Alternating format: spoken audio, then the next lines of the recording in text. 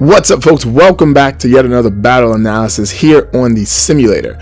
This go around I'm trying out Garp, so it's going to be black, red Garp going against Whitebeard. Now, my idea for the Garp deck is to utilize the more so the destructive power of black and just the counter ability of red for this go around. So it's mainly just black with a little bit of safety red.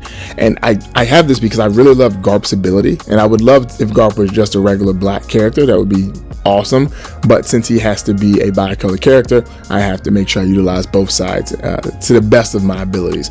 So with this one, I'm trying to find that balance here, you know, using the destructive power this comes from the black side, and really using Garp's ability, because you know, when you add Don, he just starts to lower cost on anything 7 or less, which is super fantastic. So I don't have to go out of my way to try and summon a character to drop down 2k or something -2 to cost or -3 to cost. I can just do it straight from Garp and then beef up other characters using that. So I find the ability to be extremely useful, but in this scenario right here going against Whitebeard, even though I have the life advantage, I feel as though this advantage is going to be quickly fleeting just from the sheer power is going to come from his side, and his hand size is crazy. I know he has a handful of counters, a handful of event counters, and I got to figure out something. So this go around, I'm trying to figure out a nice strategy to like ninx his blockers, get him out the way, because I'm not running Rush Luffy in this one, which would be the game changer. An original build I had Rush Luffy, Rush Zoro, but I took them out. I just felt as though they were being just used more so as discard.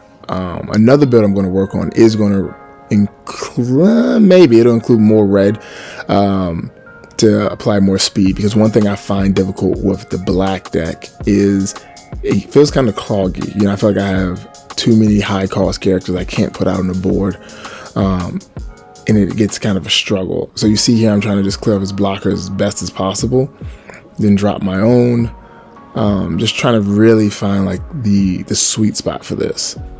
I do think the smoker, the regular OP-02 smoker, should be pretty useful, just because you can't, you know, jet pistol it and stuff like that. But it gets, like I said, it gets a little cloggy. Things get a little cloggy in this deck, and that's one thing I'm not a huge fan of. Like, I need some lower cost characters I can just ditch out and use quickly. So that's what I'm going to have to use from the red side. But here, you know, I'm trying to block, save as much as possible, because he's definitely trying to decrease my board while also keeping his advantage. Another huge downside is just the fact that with black on some of these characters, I have to trash a card from hand. As you see here, I have no hand, so summoning my destruction character Sakazuki isn't going to work because I don't have a card to pitch to get his power. Now I could just bring him on the field just for as a body, which probably would have been a better option, to put him on board just as a body. But I was so hell-bent on using his ability to destroy something later, I kind of just left him. You know, like, I definitely think I should have. Man, yeah. So here I'm struggling, trying to figure out what's the best move.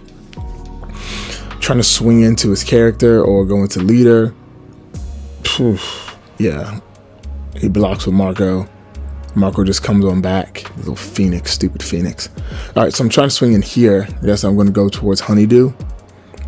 Maybe Whitebeard. No, I'm going to go towards Honeydew. It doesn't really matter at this point because he's going to use a blocker either way. So now I'm sitting on 4 life, which again should be a pretty solid, you know, I haven't taken a single life this entire game. But, it starts. It starts. I don't have anything to save me. I do have Bortolino, but do I want to get rid of him this early? I decided to go ahead and use this because I can use this to add the cards to my hand for trashing later if I need to, versus just trying to get rid of a 1 cost, because I guess I could get rid of Marco, but by the time I get rid of Marco, he's just going to come back with something else. Definitely, he's sitting on some guard points in there, some radical beams, I'm sure. Yeah, 3 Dawn up, that's a problem for me. I want to bring out Kuzan to kill Marco, but then that wouldn't give me any Dawn to really utilize to take care of anything. Like, there's Marco back again. Okay.